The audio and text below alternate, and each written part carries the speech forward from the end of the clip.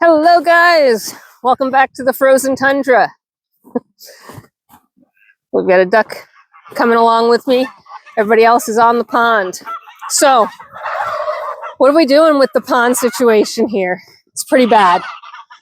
I told you, we'll continue to work on solutions, and we are continuing to work on solutions. And right now, the solution is we sunk a pole in the little bit of a hole that we have to keep it open and then hopefully be able to break it. But obviously, the piece of equipment we have right now is a little too flexible.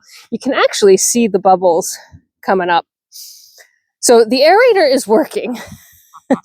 It's just fighting a losing battle. And I'll actually call this a fairly smart idea, right?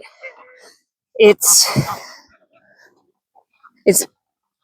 coming up and down. It's not frozen in, but the ice is so thick.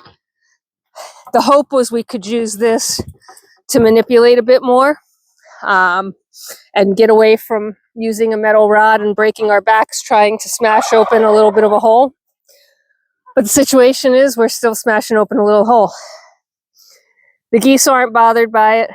Obviously, the geese aren't really bothered by the cold. The ducks, not bothered by the cold in the least. Everybody's quite comfortable in the snow and the ice. The turkey.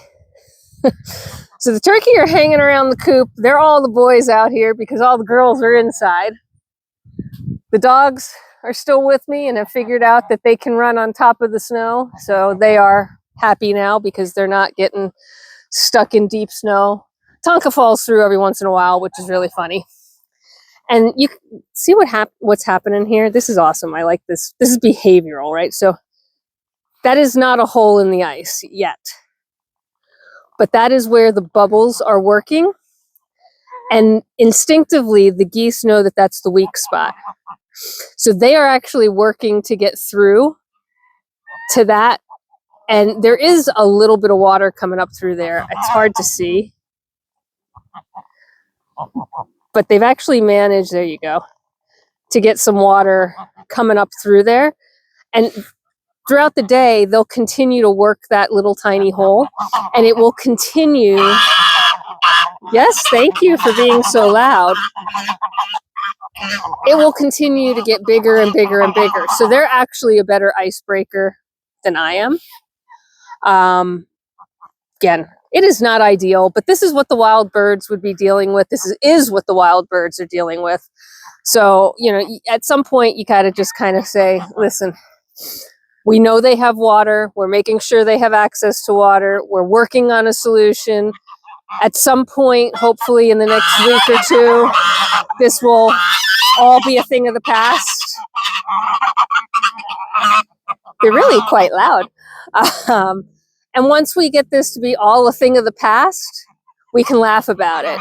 And this is how Farm 1.0 became, 1.0, and we improved to 2.0. Farm 2.0 is a whole lot better setup for all the things that we can experience. But it's probably been, whoops. I hope I caught that on camera.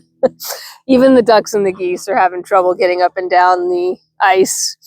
But at any rate, we live, we learn, we improve, and we move to the next one.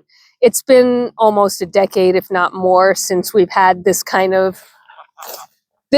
freezing snow, ice, more freezing. And as much as we've done to prepare against it, here we are.